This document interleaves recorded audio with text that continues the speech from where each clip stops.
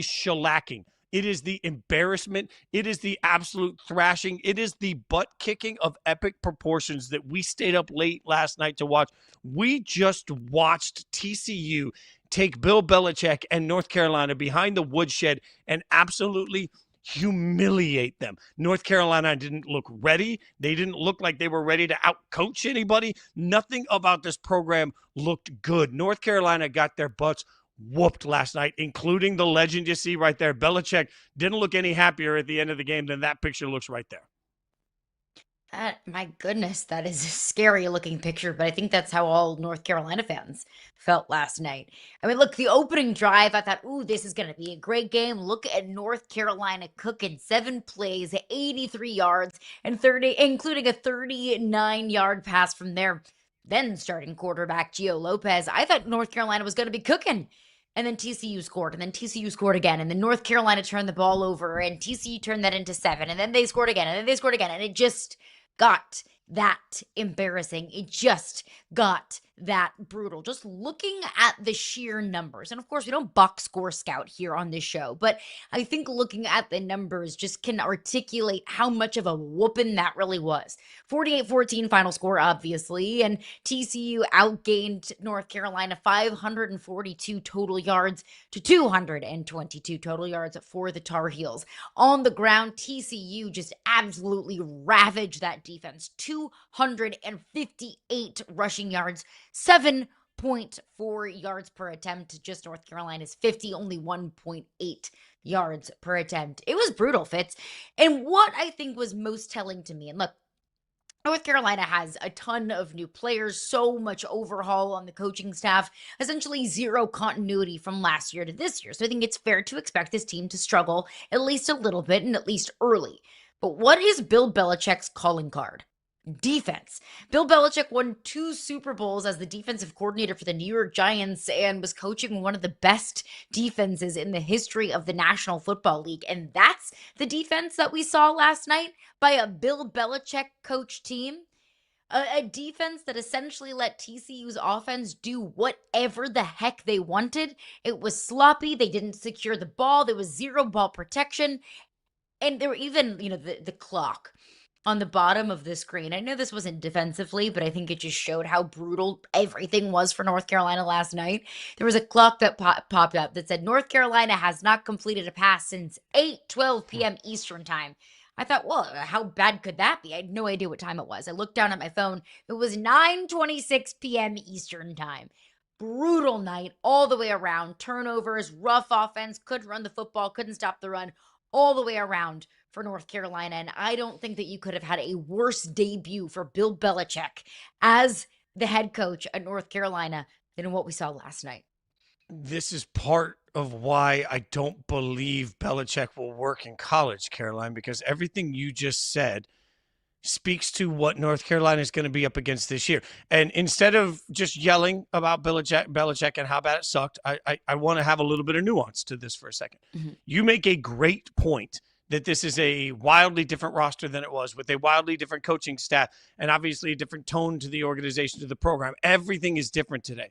The problem is in college football, that's every single year. When we start talking about the way that Oregon has had to rebuild their roster, when we talk about the number of transfers that are coming in and the number of new players for a team like Ohio State, like you could go up and down the list. When you are a prominent college football program, one of the things that you have to accept as part of your reality is change. One of the major differences between college football and the NFL that I don't think has gotten enough conversation in Belichick's transition is that you don't simply sign somebody to a 3-year contract and now you've got 3 years to teach them the Patriot way. You've got months to teach a kid whatever the Chapel Hill way is going to be. And right now, it looks like the Chapel Hill way is how do you go out and get your ass kicked on a football field? That's what we learned last night. That's the only thing that we saw last night was we saw a team get outplayed, outcoached, out-adjusted, out-hustled, out-athleted. Like they got beat. Make your checklist up and down, and they got beaten every single one of them. And the problem is, Caroline, if this continues, what do you see in college football? You see a mass exodus. You see a mass transfer portal. You have to be able to rebuild and reimagine your entire roster in college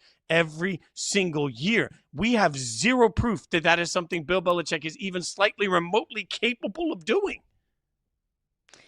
And Since we've seen, Bill Belichick post Brady, and I know that that's, kind of feels like ancient history at this point, we've kind of started to question the legacy of Bill Belichick. We've questioned how good of a coach he really is or really can be right now. And I know we overreact to week one. We overreact to single games and single weeks in college football and in football in general all the time.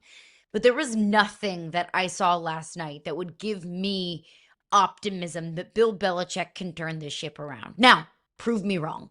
I will say, though, I will give credit where credit is due. I think the lone light at the end of a very dark tunnel that was last night for the North Carolina Tar Heels was Max Johnson. Max Johnson came in for Gio Lopez after Gio Lopez really struggled. The first drive that North Carolina came out and had, I thought was great. I thought it was excellent. They moved the ball very well. After that, though, the offense couldn't get anything moving, and Gio Lopez was a very big part of that. That the passing game just could not get going. Max Johnson comes in. And he was, I think, the lone bright spot. It was a 10-play, 80-yard touchdown drive.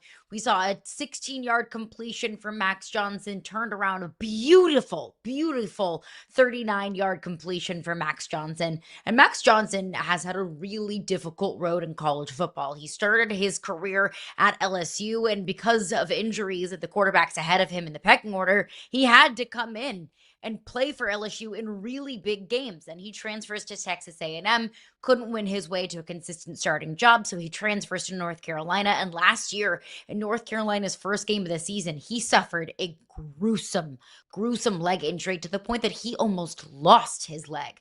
He battled back from that injury. He got back into playing shape.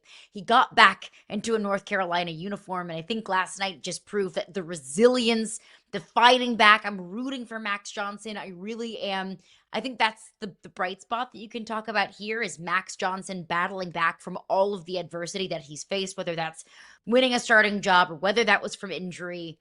But I think that's it. That's the only bright spot that you can really feel here. I don't know if it's, how optimistic North Carolina fans can feel when they had all the optimism in the world of Bill Belichick, one of the greatest coaches of all time, is coming in and is coaching this team. I think that that optimism balloon has deflated completely at this point.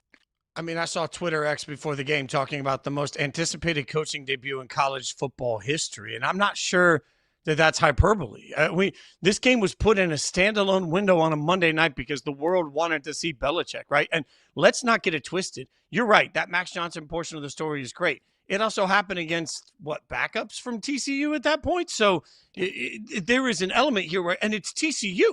I'm sorry. Like in a month, they play Clemson. North Carolina plays Clemson. When North Carolina plays Clemson, I would have expected this. If this had been week one, and man, you're taking on one of the best teams in the country, that's fine. You're taking on TCU. Like I just don't. And I know this sounds like I'm trashing TCU.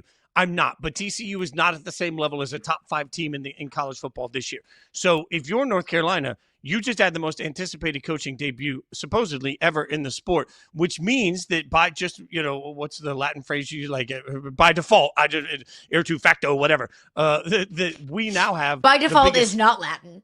That is no, English. no. You use the ipso facto, ex post facto. Yeah, thank you. Skinny latte, 3 pumps sugar-free vanilla. We're saying the same thing. So expo latte thing.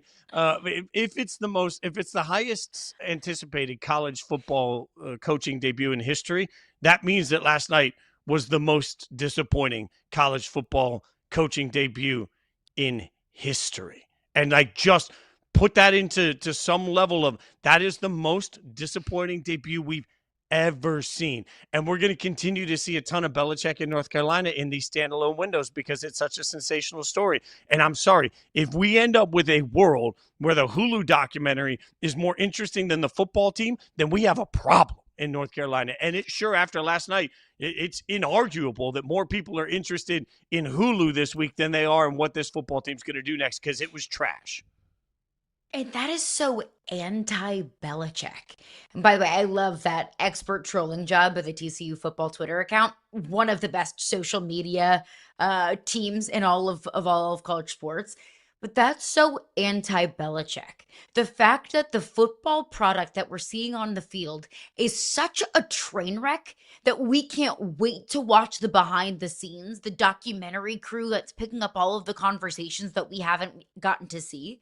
That's so anti-Belichick. That is so something that I think Belichick 10 years ago, even 5 years ago, would roll his eyes at just the idea that the football is so bad that we are so gluttonous to see the train wreck behind the scenes. 10 years ago, Belichick would have hated the idea of a documentary crew, picking up all of the behind the scenes conversations.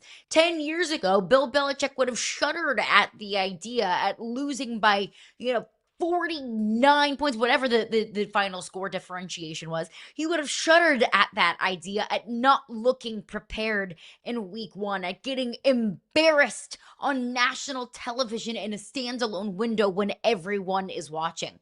I think this head coaching debut is matched only by Prime in his debut at Colorado. I mean, we're talking about one of the greatest athletes of all time, one of the greatest coaches of all time. Like, that is the kind of, rare air that we're talking about here. And I tweeted this out last night, but I stand by it that I don't think that we've seen anyone go from goat to joke as quickly as we have seen Bill Belichick go, and how quickly we have seen Bill Belichick's reputation slide. Because it's not just the on the field product, it's all of the extracurriculars. It's the girlfriend, it's the, CBS Sunday morning interview that his girlfriend was intervening with. It's how bad the football really is. It's the documentary that just seems so anti everything that Bill Belichick stands on. And it makes me think, Fitz, like someone that we have grown to know over the last 40 years in football, somebody who had the Patriot way, somebody that has built a legacy like this. I don't even know who Bill Belichick is anymore. I don't even know what this program is built on. And to question a Bill Belichick led franchise just feels so foreign to me.